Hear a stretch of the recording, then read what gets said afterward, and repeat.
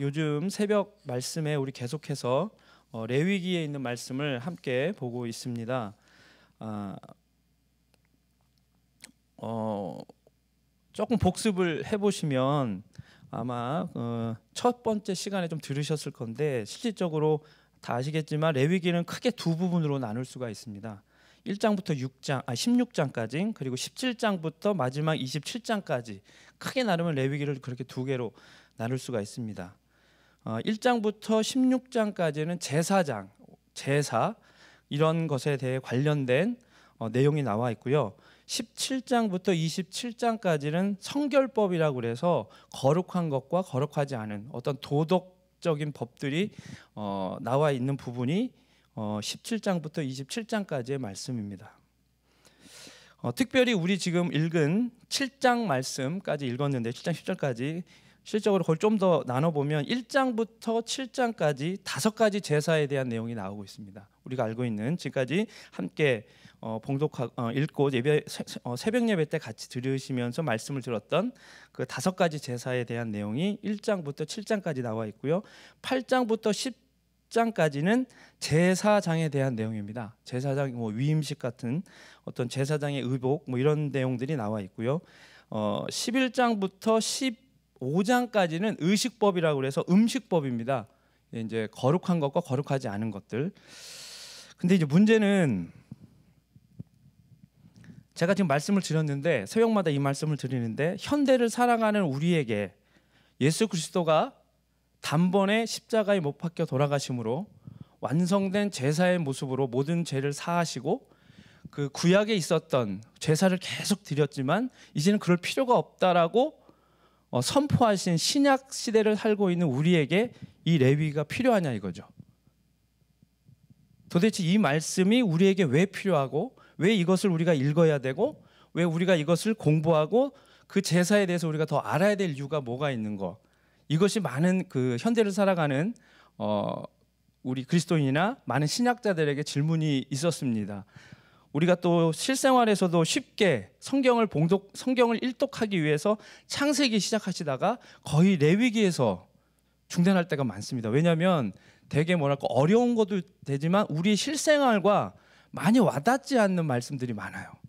그러다 보니까 이 레위기가 왜 있는 것까? 우리가 이걸 꼭 배워야 될까? 아니면 이 말씀을 꼭 알아야 될까라는 생각이 들 때가 있습니다. 하지만 레위기는 성경의 구약과 신약을 이해하는 가장 기초적인 책이 될 수 있다라고 많은 사람들이 말을 하고 있습니다. 불필요한 것처럼 보이는 레위기가 상당히 우리가 구약과 신약 전체를 아우를 수 있는 어떠한 그것을 이해할 수 있는 중요한 기초를 제공함으로써 그 레위기의 의미가 있다라고 볼 수가 있습니다. 이러한 레위기의 의미를 알기 위해서는 출애굽기와의 관계 속에서 한번 살펴봐야 됩니다. 출애굽기는 어떻게 끝나냐면요. 모세오경 중에 두 번째 책인 출애굽기는 이스라엘 백성들이 출애굽해서 광야를 지나 가나안 땅으로 들어가고 그 가나안 땅으로 들어가기 바로 전에 성막을 완성합니다. 성막이 완성되고 하나님의 임재가 그 성막 위에 탁 내려앉는 순간에 끝납니다. 출애굽기는. 그리고 레위기는 실질적으로 레위기란 이 단어의 제목에 그것을 풀면 그가 부르셨다라는 의미입니다. 이 말이 무엇이냐면 레위기는 어떻게 시작하냐면 성막 위에 임재하신 하나님이 모세를 부르시면서 시작합니다. 그러니까 연결되어 있는 거예요. 어느 정도. 출애굽기와 레위기는. 그러면 그 출애굽기와 레위기의 관계 속에서 우리가 알 수 있는 얘기는 뭐냐면 출애굽기에 나와 있는 그 출애굽기 전체적 흐름 속에 있는 출애굽기의 말씀은 하나님의 부르심으로 구원받은 백성, 구원받은 이스라엘 백성에 대한 내용입니다. 구원을 받았다는 거죠. 출애굽에서 하나님 앞에 구원을 받은 백성. 그래서 그 하나님 앞에 부르심을 받은 어떠한 그러한 백성의 어떤 의미를 갖고 있다면 출애굽기가 그 다음에 레위기는 왜 레위기 말씀이 출애굽기 뒤에 붙냐면 레위기의 말씀의 중요한 핵심은 그 부름받은 이스라엘 백성들이 어떻게 거룩한 삶을 살아갈 것인가를 명확하게 알려주는 게 레위기입니다.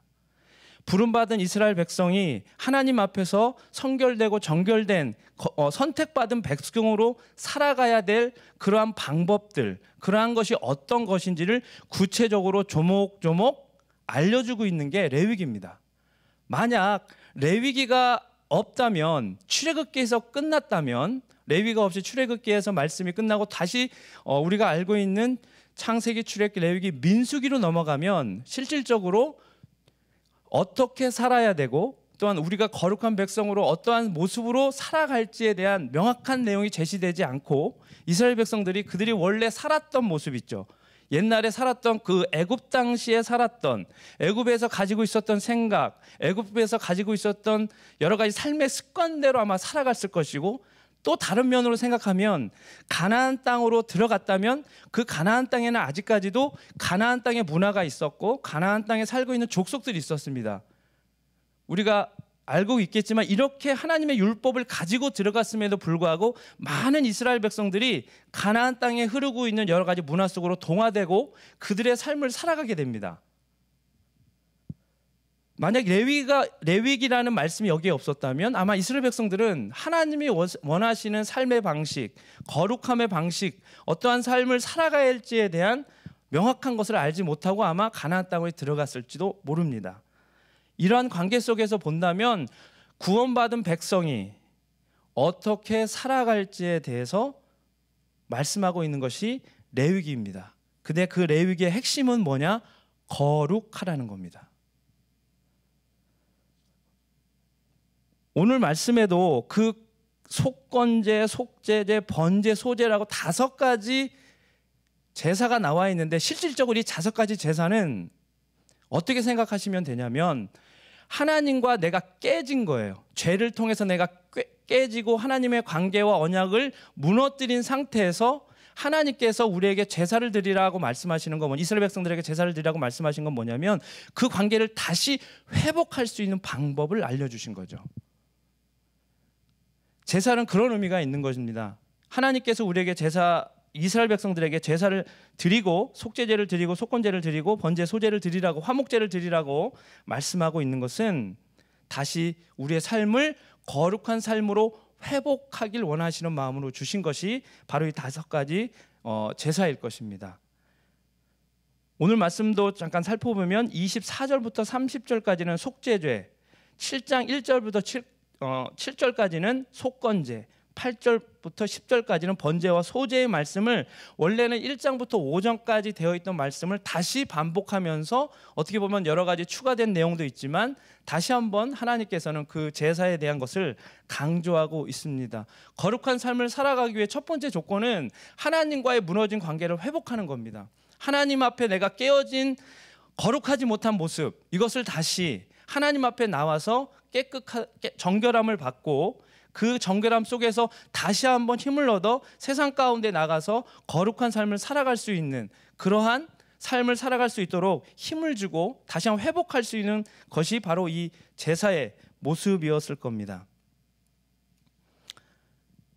신앙의 생활은, 우리가 알고 있는 거룩한 삶의 생활은 예배에서만이 끝나는 게 아니라 예배 다음에, 제사에서 끝나는 게 아니라 제사 다음에 이 세상 가운데에서도 그렇게 거룩한 삶을 살아갈 것을 말씀하고 있는 겁니다.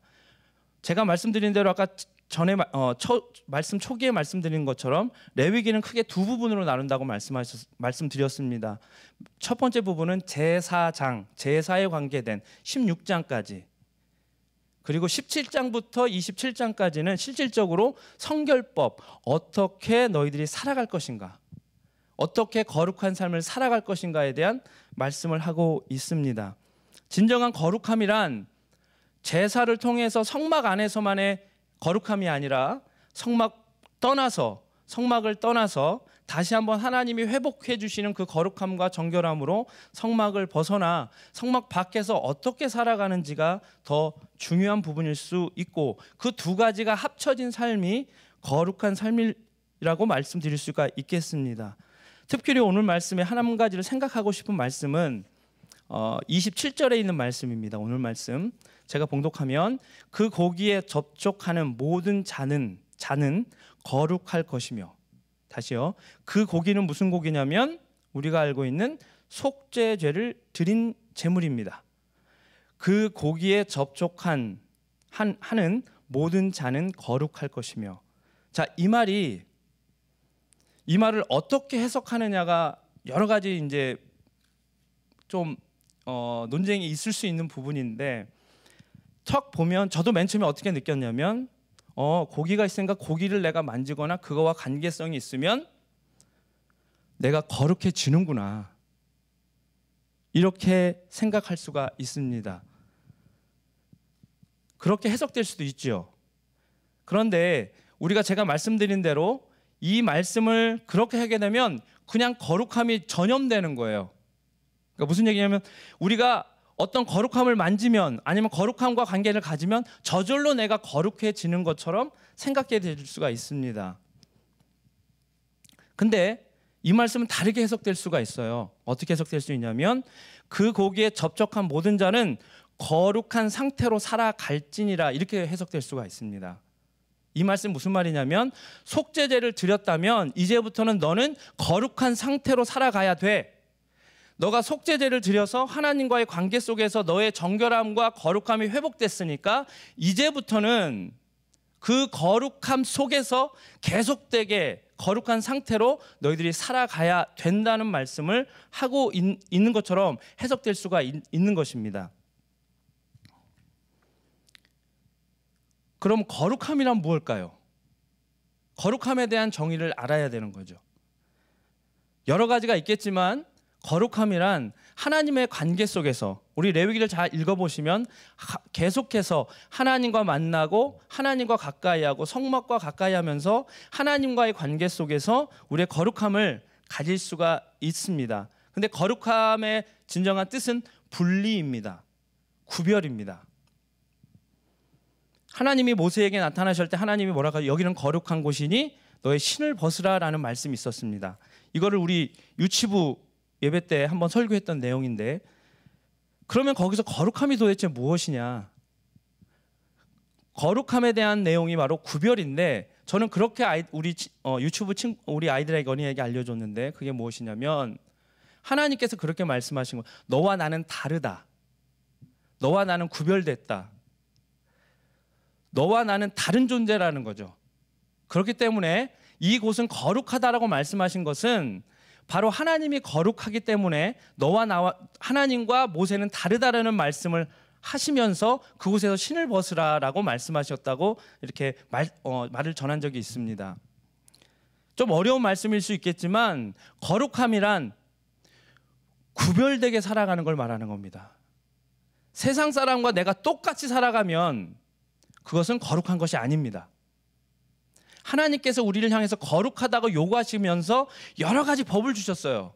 여러 가지 율법을 주시면서 이 율법대로 살아가기를 원하시는 이유는 뭐냐면 세상 사람들, 가나안 땅에 있는 사람들과 애굽 땅에 있었던 사람들과 다르게 살아가라는 겁니다. 구별되게 살아가라는 걸 말하는 겁니다. 하나님께서는 오늘 레위기에 있는 27절의 말씀을 통해서 우리에게 거룩한 상태를 유지하고 거룩한 상태로 살아가는 것을 요구하고 있다면 우리의 삶을 한번 돌아보고 우리의 삶이 얼마나 하나님 앞에서 거룩할 수도 있지만 실질적으로 하나님 앞에서 거룩하다는 것은 세상 사람들과 세상에 있는 여러 가지 가치와 세상이 누리고 있는 여러 가지 높이고 있는 여러 가지 문화, 아니면 세상 사람들이 가치 있게 여기는 것들을 우리는 어떻게 그것을 받아들여야 되고 어떻게 우리가 그것들을 하나님 앞에서 해석하고 우리 삶 가운데 적용하고 나갈 수 있는지, 그것들을 한번 생각해 보고 살아가야 될 것을 말씀하고 있다고 저는 믿습니다. 두서없이 이제 계속 제가 말씀을 드렸는데 조금은 여러 가지 두서없이 말씀을 드렸지만 제가 오늘 말씀을 통해서 마지막으로 정리하면서 말씀드리고 싶은 것은 우리는 거룩한 존재가 아닙니다. 우리는 절대로 거룩한 존재가 아닙니다. 하나님이 함께하고 예수 그리스도가 함께하니 우리는 거룩한 존재가 되어진 거죠. 그것은 우리가 구원받았다는 것이고 하나님 앞에 부름받았다는, 하나님의 백성으로 부름받았다는 내용입니다. 하지만 레위기에 있는 말씀을 보면 거기서 끝나면 안 된다는 겁니다. 하나님 앞에 제사를 드리고 하나님 앞에 나와서 내 죄를 회개하고 내가 깨끗함 받아서 거룩한 존재가 되었던 것으로 끝나는 게 아니라 이제는 네가 거룩한 존재가 됐으니까 그 거룩한 존재의 상태를 유지하고 그런 삶을 살아가라고 요구하고 있습니다. 우리가 거룩한 존재로 하나님 앞에 부르심을 받았다면 이제는 우리가 어떻게 살아가야 될지를 깊이 생각하며 거룩한 삶을 어떻게 살아가야 될지에 대해서 우리가 하나님 앞에 구하며 이 세상 가운데 구별된 사람으로서 이 세상의 가치와 그 가치에 그냥 따라가는 것이 아니라 하나님이 말씀하시는 것이 무엇이고 성경에서 말씀하시는 것이 무엇인지를 생각하면서 그 말씀대로 살아가려고 하는 구별된 거룩한 삶을 살아가는 것을 우리 마음 가운데 다시 한번 다짐하고 나아가야 될 시간이라고 생각이 듭니다. 우리의 삶까지도 하나님 앞에 드릴 수 있는, 우리 삶까지도 하나님 앞에 거룩하게 드릴 수 있는 그러한 믿음의 삶을 또한 하루를 살아가시는 우리 귀한 성도님들이 되시기를 주의 이름으로 부탁을 드리겠습니다. 기도하겠습니다.